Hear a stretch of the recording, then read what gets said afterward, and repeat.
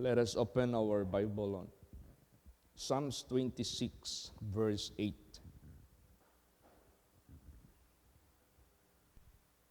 Praise the Lord. Lord, I have loved the habitation of thy house and the place where thine honor dwelleth.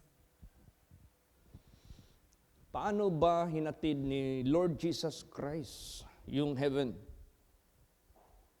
Not necessarily the earth becoming heaven, kasi nakalagay naman dyan, there will be a new earth and a new heaven. Subalit, ang gusto ng ating Panginoong Diyos, ang buhay natin habang narito pa tayo sa maikli na buhay, kumbaga pa kay David, my life is like a handbreadth. Parang dangka lang yung buhay natin. Hindi nakarating ng isang metro. Dangka lang. So sa maikling buhay natin, at least bago man tayo mamatay, we will end our lives in the likeness of our Creator. In the likeness of our Lord Jesus Christ. Kaya nga sinabi diyan, for me to live is Christ. So yung pamumuhay mo na maikli sa sanglibutang ito is Christ, in the likeness of Christ, in obedience to Christ. For me to live is Christ. How do you live? For a short time. For me to live for a short moment is Christ. So kailangan habang nabubuhay tayo sa sanglibutang ito, mas in the likeness of Christ. And to die is gain. Bakit gain? It equals to heaven. Kaya hinatid ni Jesus sa atin yung heaven. Praise the Lord. So mahalin natin ang house of God. Itong umagang ito, magbabiyahe kami sa Katindo para itayo yung house of God. Ano bang meron dyan sa house of God na yan? Where thine honor dwelleth. Yung karangalan ng Diyos nandito. Bakit honor? Dahil dito sa house of God, nire-reveal ng Diyos yung kanyang faithfulness. Nire-reveal ng Diyos yung kanyang pagpupulfill ng kanyang mga promises. This place is a place of honor of our living God. Kasi dito niya piniperform yung kanyang mga pangako. Dito niya sinasagot yung ating mga dalangin. This place is a place of His honor. Praise the Lord. Kaya dito natin matatamo. Tingnan mo when David experienced in his actual life how God delivered him out of many wars, out of many battles. Saan siya humuhugot ng lakas para manalo? Saan siya humuhugot ng guidance? Saan siya humuhugot ng comfort? Saan siya humuhugot ng help? Di ba dito sa sanctuary? Basahin natin anong sinabi niya. Psalms 27:4 hanggang 6. Praise the Lord. One thing have I desired of the Lord, that will I seek after, that I may dwell in the house of the Lord all the days of my life, to behold the beauty of the Lord and to inquire in his temple. For in the time of trouble he shall hide me in his pavilion. In the secret of his tabernacle shall he hide me. He shall set me up upon a rock. And now shall mine head be lifted up above mine enemies round about me. Therefore will I offer in his tabernacle sacrifices of joy. I will sing, yea, I will sing praises unto the Lord. Ayan. So dito sa loob ng house of God, humuhugot siya ng lakas. Yung tulong ng Diyos na gagawin sa kanya, ang dami kayang battles na kanyang naranasan. That is why he was not permitted to erect, to build the temple, because his hands was so blooded. No? Grabe yung kamay niya, madugo. Pero the point is that he was delivered. He was saved. He was preserved. Saan niya yan naranasan? Dito sa loob mismo ng bahay ng Diyos. Kasi nandyan yung presence ng Diyos. Nandyan yung salita ng Diyos. Nandyan yung gabay ng Diyos. Nandyan yung katuwiran ng Diyos. Nandyan lahat ang kailangan natin. One thing have I desired of the Lord, that will I seek after, that I may dwell in the house of the Lord all the days of my life. Don't ever count yourself as guest, as visitor. Visitor is just passing. Guest is just passing. You must be a dweller of His house. Meaning to say, naka set up na sa mindset mo that the house of God is your second residence. Kung binigyan ka man ng Diyos ng bahay for you to dwell in, this is our second residence. Na hindi na mawala sa buhay natin ito. Ang sinabi diyan, that I may dwell in the house of the Lord all the days of my life. Within the span of my life, I will never be out of your house. Diyan na ako. For what reason? For what purpose? To behold the beauty of the Lord. What is the beauty of the Lord? This is the heavenly beauty. That is why Jesus brought us the heaven. What heaven is all about. What kind of life of a heavenly living. Kung anong klaseng buhay na pamumuhay ang nasa langit. Dinala yan, hinatid yan ni Lord Jesus at dito mo makikita yan sa house of God. Bakit? Ano palang nandito sa house of God? The Word of God is being preached. The Word of God is being delivered. Diyan yung magdideclare. Yan yung maghahayag ng kanyang beauty of holiness. Yan yung maghahayag about sa ating Panginoong Hesukristo. Yan. Yan ang maghahayag lahat. Dito mo lahat makikita yan, masisila yan. And not only to behold, but also to inquire. So pag sinabing you can inquire in the house of God, God will give you the answer. God will give you the accurate answer. Not a, we could say, half truth, half lie. No, He will tell you the whole truth of your queries. Praise the Lord. So, dito, mahalaga, alam mo, sa malalaking malls, meron niyang isang screen na malaki na sadyang nilalagay sa sentro at sa dulo at sa kabilang dulo. Ano yung nakalagay dyan sa malaking large screen? Either naka-vertical or naka-incline na horizontal. Para yung mga tao na nawawala sa malaking mall, ano yung gusto niyang puntahan? Doon siya mag-inquire. Ay, nawala tayo. Parang ilang minuto na tayo nag-ikot, hindi pa natin nakita yung, palagay na lang natin, sapatos, Nike outlet na nandoon mismo sa malaking mall na yan. Ay, punta tayo doon sa information center. Mag-ano ka lang doon. Start. Mag-on yung light ng LCD. Itakan mo lang. I-type mo lang. Nike outlet. Maglabas yan doon. Tapos, ipakita doon, you are here. May arrow yan. You have to go this way. Malaman mo na. Kung sa second floor siya, sa ground floor siya, sa fifth floor siya. So, dito, napakahalaga ang house of God. Dito tayo mag-inquire sa buhay natin. And since God is all-knowing, nasa mind mo lang.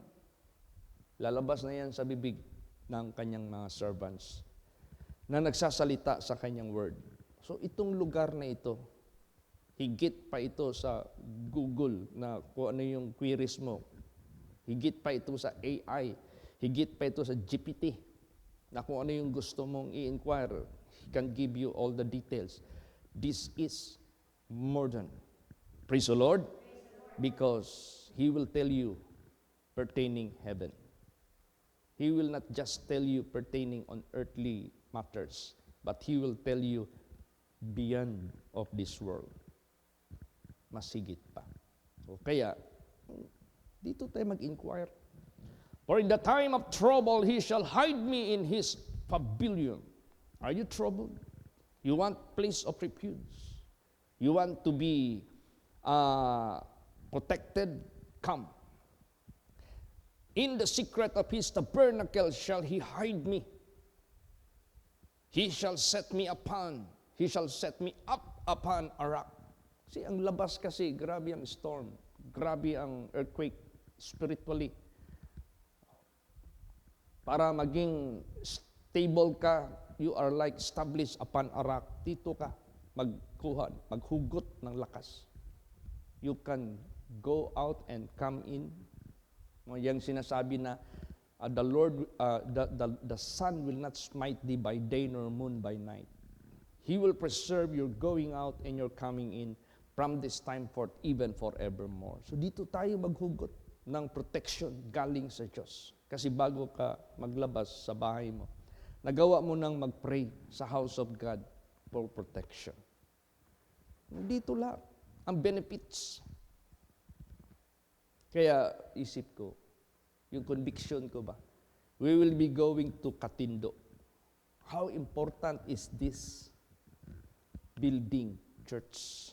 And before this church is, before it started to be built, meron ng mga kaluluwa doon. Nag-save si Jesus. May mga spiritual temples na doon na in-establish ng Diyos. Ni-revive ng Diyos. Kini-quicken ng Diyos.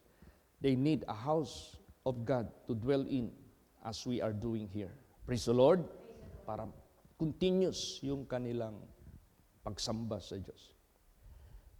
So anong nasabi niya? And now shall mine head be lifted up above mine enemies round about me. Therefore will I offer in His tabernacle sacrifices of joy. I will sing, yea, I will sing praises unto the Lord. What do you mean? Now shall mine head be lifted up above. You are superior. You are stronger. You are greater than all your enemies round about you. Because the Word of God says, He is greater that is in you than he that is of the world. Lamang tayo. Praise the Lord. Yung ulo mo can lift up above all your enemies na nakapalibot sa iyo. Superior ka sa kanila. Kaya nga, this is not the fight between us and Satan. This is the fight between the greater and the lesser. The greater is Jesus that is in you, the lesser Satan that is in the world. Kaya, you can lift up your head above all your enemies. Therefore will I offer in His tabernacle sacrifices of joy. Dito natin i-offer yung ating mga sacrifices sa kagalakan. You have all the joy in supporting the works of the ministry. You have all the joy worshiping God in spirit and in truth.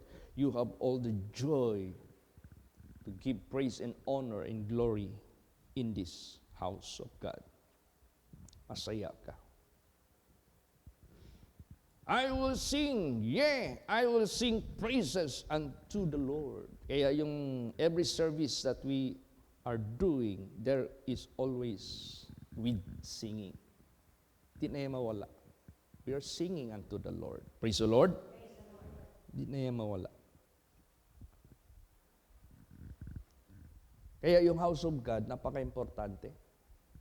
It depends upon the number of the people. As much as possible, the house of God must content.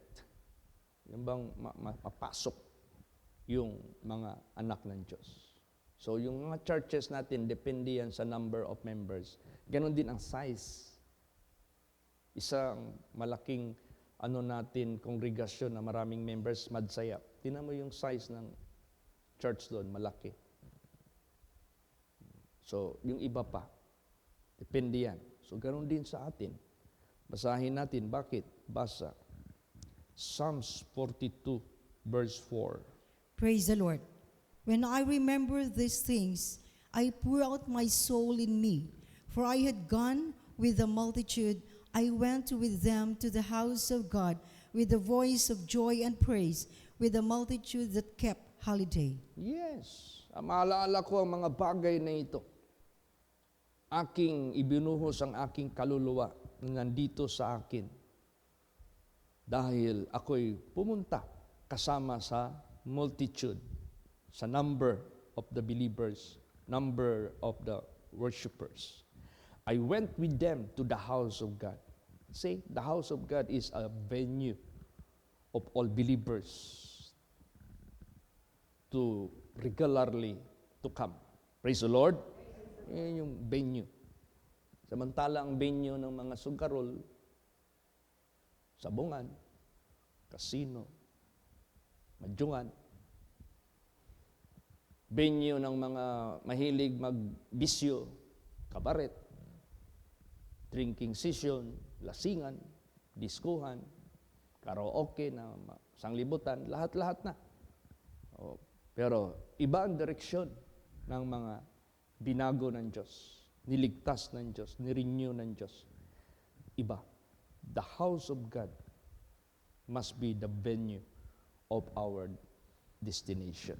Praise the Lord. Hindi na yan mawala sa buhay natin. With a voice of joy and praise. If ever you sing a song, voice it out. Sing it from the heart. Sincerely. Ganon tayo mag-awit. Ang dami pa nating makikita na kagilagilalas dito. Basa. Psalms 84 verse 1 and 2. Praise the Lord. How amiable are thy tabernacles, O Lord of hosts! My soul longeth, yea, even fainteth for the courts of the Lord. My heart and my flesh crieth out for the living God. Yes. My soul longeth, yea, even fainteth for the courts of the Lord. Do you have such kind of feeling? Do you have such kind of expression sa isip, sa puso mo, na naglulong ka? At ikaw ay fainted for the courts. What is fainted? As the deer panted upon the water. Alam mo yung deer, hinahabol yan ng mga tigre, lion. Tapos pag tumatakbo yan, nagpipaint yan sila. Kapagod na sila. Pag napalayo na sila doon sa tigre o leon na gustong magsila sa kanila, mahanap yan sila ng river. Uhaw na uhaw sila. Do you have this kind of inner feeling? Meron ka bang ganitong klaseng inner feeling? My soul, this is the inner, longeth, gimingaw, longeth, desiring, longeth, you want to be there. Longeth, yea, even fainted for thy courts of the Lord. My heart and my flesh crieth out for the living God. Kaya dito natin binubuhos yung message kagabi na prayer. He will answer you. Dito natin iiyak. Hindi mo pwede na the house of God is for nothing, the house of God is for nonsense. Hindi po. This is very vital, useful for our salvation. Tayo, mga anak ng Diyos, meron tayong affection, meron tayong kaligayahan. Tingnan mo yung pagtayo ng house sa panahon ni David. It was out of his joy. It was out of his gladness to offer something for the house of God, for the temple of God. Masaya. Basahin natin. 1 Chronicles 29 verse 3. Praise the Lord. Moreover, because I have set my affection to the house of my God, I have of mine own proper good, of gold and silver, which I have given to the house of my God, over and above all that I have prepared for the holy house. Yes. Mahal natin ito, itong house na ito. Moreover, because I have set my affection, or my happiness, or my pleasure, to the house of my God, I have of mine own proper good, of gold and silver. Out of his substance, he honored God to be put for the benefit of the building, of the infrastructure, of all things in the house of God, which I have given to the house of my God, over and above all that I have prepared for the holy house. See? At saka ang house of God, it is not just composed of roofing, walling, and flooring. Hindi. Kailangan ito ng mga seats, kailangan ito ng mga lights. At sa live natin, kailangan natin ng computer, kailangan ng camera, kailangan ng dami. Kung hindi sa inyong love, empty ito. But dahil sa love ng bawat isa sa Diyos, this house will be filled with proper things and important gadgets or important things para magamit natin in worshiping God. Praise the Lord. Ito lahat na filled ito ng mga bagay na beautify ito. Hindi mo naman ma-beautify ito without expending amount of money. Hindi mo naman ito mapalaki without spending money. Hindi mo naman mabili yung organ, yung piano, yung sound system, yung LCD, yung mga lightings natin. Hindi mo naman yan malagay kung walang magbibigay. Yung maintenance natin dito, monthly natin na buti wala na tayong monthly rentals. Na ano na tayo dyan, na delivered na tayo dyan. Monthly bills na lang yung ano natin. So, in support, sa kasayahan natin, ginagawa natin yan. Dahil ayaw natin mahinto yung ating operation sa ating pag-worship, pag-inquire, pag-pray, pag-receive ng kanyang kapangyarihan. Alam nyo ba na pag sinisamba natin ang Diyos, kung atong ginasimba ang Ginoo nato, ang atong buhin Diyos, mugawas ka, nag-andam na siya daan sa imong protection. Mugawas ka, nag-andam na siya daan sa dapat nimong ma-benefit para luwason ka sa kaaway. Basahon nato na. Let's read. Isaiah 28 verse 20 at 38 verse 20. Praise the Lord. The Lord was ready to save me. Therefore, we will sing my songs to the string instruments all the days of our life in the house of the Lord. Yes. Past tense, the Lord was ready to save me. Ang handa ng Diyos para ligtasin ka. So maganda din pala itong maghanda ka ng something for the Lord at ang Panginoon din, maghanda din siya to save you. Maganda talaga yung thoughtful tayo sa ating Panginoong Diyos. And He will be thoughtful also to each of us. The Lord was ready to save me. Therefore, we will sing my songs to the string instruments all the days of my life in the house of the Lord. Alam mo si David, he was known as musician and playing string instrument, particularly, especially harp. Itong harp. Piano is a string instrument. Praise the Lord. If you're going to open it, you can see the strings from number 1 hanggang pinakalas. Ganun. So, solemn ang ating pagsamba sa Diyos, pag-awit sa Diyos. Amen? Praise the Lord. Tapos sabi, bakit si David, paggaling sa gera, dancing, grabe yung dancing niya. And that was done outside of the temple. He was in the street. That is why he was mistaken and mocked by his wife, Michal. Hindi yan sa loob. Importante dito sa loob, mag-awit tayo, not emotional, but meditation. Praise the Lord. Kasi emotional, that is out of flesh. But meditation, that is out of the inner man. Communicating to the message to our inner man. Ganon. We do not make our church as disco. Pub house. Nandito tayo magpakita lahat ng galawan ng ating katawan.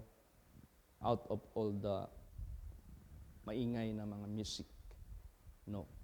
Dili ni kiniat dere. The Lord is in His holy temple. Let all the earth keep silence before Him. Praise the Lord. So, ganun. Kaya yung description dito, to God be the glory. Ano pa? Basahin natin, Psalm 63, 2 hanggang 3. Praise the Lord. To see thy power and thy glory, so as I have seen thee in the sanctuary. Because thy loving kindness is better than life, my lips shall praise thee. Yes, dito natin napag-alaman. The loving kindness of God is better than life. What is better than life?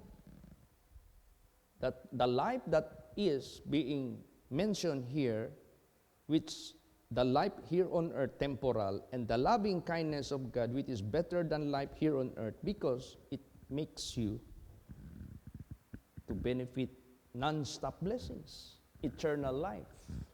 Kaya ang makukuha natin dito, better than any billionaires, trillionaires na tao sa sanglibotang ito. Because ang makukuha natin dito, by His loving kindness, is better than any of this world na pamumuhay. Super yung ating mga maangkin na mga benefits. This is not exaggeration. This is real talk. Totoo lahat ito, sinasabi ng Diyos. Praise the Lord. Yan, makita natin yan. To see thy power and thy glory as I have seen thee in the sanctuary. Because of thy loving kindness is better than life. My lips shall praise thee. Pupuri lagi tayo sa Diyos. Sana pupursi natin na ating future dito man at sa kabilang buhay. Bakit temple of God? Bakit in the house of God? Si Jesus Christ ba nag-aagto sa house of God or sa temple to bring the message of God? Yes, basa. Luke 2:46. Praise the Lord. And it came to pass that after 3 days, they found him in the temple, sitting in the midst of the doctors, both hearing them and asking them questions. Yes, nandoon siya sa templo. Anong ginagawa niya doon? Sitting in the midst of the doctors, both hearing them and asking them questions. See? Ano ang presence ng Diyos sa temple? Kikinig siya sa atin. Ano ang presence ng Diyos dito sa temple? He asks you to ask question to Him. Inquire the Lord. Praise the Lord. O, yung presence ng Diyos nandito sa loob ng temple for you to inquire, for you to pray, and He will listen as you speak. And it came to pass that after 3 days, they found Him when He was 12 years old. Itong nangyari. In the temple, sitting in the midst of the doctors, both hearing them and asking them questions. He received queries. And He is attentive to hear you while you speak in prayer. Praise the Lord. Yan ang ano. At ano ang ginawa ni Jesus doon sa temple? Pinagalitan nga siya ng parents niya eh. Oy, 3 days na kami naghahanap sa iyo, nandito ka lang pala. Anong sagot ni Lord Jesus? What? is His works in the temple. Basa, Luke 2:49. Praise the Lord. And he said unto them, How is it that ye sought me? Wist ye not that I must be about my Father's business? Yes. Lahat ng activities dito sa loob ng simbahan, it got to be our Father's business. It must be His way. It must be His discretion. It must be His righteousness. It must be His will. We are doing not in our own business, but this is our Father's business. Yan ang kanyang ginawa dito sa sanctuary. Praise the Lord. And Jesus, He protects inside the temple. Tayo rin, ganun. Maging tayo, mapagmatyag tayo. Kaya nung nag-complain na sa akin yung mga membro sa Mindoro, Pastor, parang iba naman ang preaching ni Tim. Bakit? Ginagamit niya yung Word of God para kami, pasundin kami. Okay lang kung pasundin kami sa pagsunod sa batas ng Diyos. That is what we are looking and seeking in the sanctuary. Pero iba ang pinapasunod niya sa amin. Last, nagchat siya sa amin, magkita kami sa ganito. Pag hindi kami pupunta, babanatan kami sa Word of God. Wala daw kaming submissiveness sa Kanya. Uy, pakinggan mo yung Word of God, galing sa Biblia, pero ang kanyang motive, pasundin ka doon, magkita kayo, mag-perform ng lustful, fornication, adultery. Ay, nag-complain sa akin yung mga members. Because may isa sa inyo dito na natuluyan, wala po. Mabuti. So we have to protect the temple. Kung hindi man manindigan ang mga pastors to handle the business of our Heavenly Father and He is doing His own way, we have to protect it. We have to protect it. Kaya sirit ka doon. Pag sabi ni Jesus, puntahan mo, Chito. Ditanggal ka agad siya. O tingnan mo, nag-prosper. Naging malabong ang Mindoro congregation. Dahil ang nag-handle doon, faithful pastora. Amen? Praise the Lord. So hindi natin pwede pabayaan yung mga churches natin na pag may mga complaint, hayaan na lang natin na ganun, hindi po pwede. Even Jesus Christ Himself did it. Ginawa yan ni Jesus. Basahin natin yan. Luke 19:45 hanggang 47. Last verses. Sige po. Praise the Lord. And he went into the temple and began to cast out them that sold therein, and them that bought, saying unto them, It is written, My house is the house of prayer, but ye have made it a den of thieves. And he taught daily in the temple, but the chief priests and the scribes and the chief of the people sought to destroy him. Napakalalim nito. You know what den of thieves? You know who is this thief? Satan. Ninanakaw ng dyablo yung katotohanan ng Diyos. O kaya pinipervert ng dyablo ang katotohanan ng Diyos to make the believers of God confused, to make the believers of God misled. Malihis.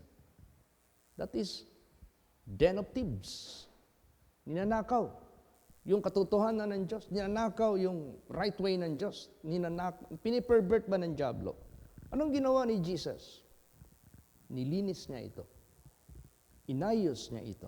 Sabi dito, and he went into the temple and began to cast out them that sold therein, and them that bought, ang nagbibenta pati ang bumibili, saying unto them, It is written, My house is the house of prayer. My house is the house of prayer wherein the people must communicate to the living God, and God may take action according to their prayers. Yan ang dapat mangyari dito. But ye have made it a den of thieves. Pinapasok ninyo ang mga magnanakaw. Ginawa ninyo itong yungib ng mga magnanakaw. Tulisan. Ano yan? Ninakaw na ng dyablo yung tamang daan. Nilagyan ng maling daan. Ninakaw na ng dyablo ang kanyang holiness. Nilagyan ng fake na holiness. Ninakaw ng dyablo Kahit pa man ang right way, nilagay niya ng wrong way. Perverting nga the truth of God. Changing the truth of God into a lie. And he taught daily in the temple. O, iba? After casting out, daily na niyang pinangatawanan ang temple para siya yung magturo. Praise the Lord. Let God be our teacher. Let God be our preacher. So, all pastors must preach or teach the ways of God, not the opinion of himself. But the chief priests and the scribes and the chief of the people sought to destroy him. Galit na galit yung mga cohorts ni Satanas. Maraming mga cohorts si Taning. Ito yung mga chief priests, mga scribes, na puro lang pamimira ang kanilang nasa utak nila. Kaya tuloy ang simbahan nila, puro na mga pamimira. Business. Wala nang ka-spiritual. Nanakaw na yung reality ng essence, ng loob ng temple. Ninakaw na ng diablo. Kaya, salamat tayo kay Jesus. He showed us a very accurate way of keeping this temple of God, loving this temple of God, and protecting the temple of God. And the first temple is our body. Praise the Lord. The second temple is the infrastructure, church, yung material. Kasi dito natin nire-render ang mga services for the Lord's glory and for the Lord's honor. So please pray for our trip to erect another sanctuary or house of God where the people of God in Katindo to worship Him until the end of their lives, until the end of the world, generation to generation. Praise the Lord. Magsitayo po ang lahat. Hallelujah.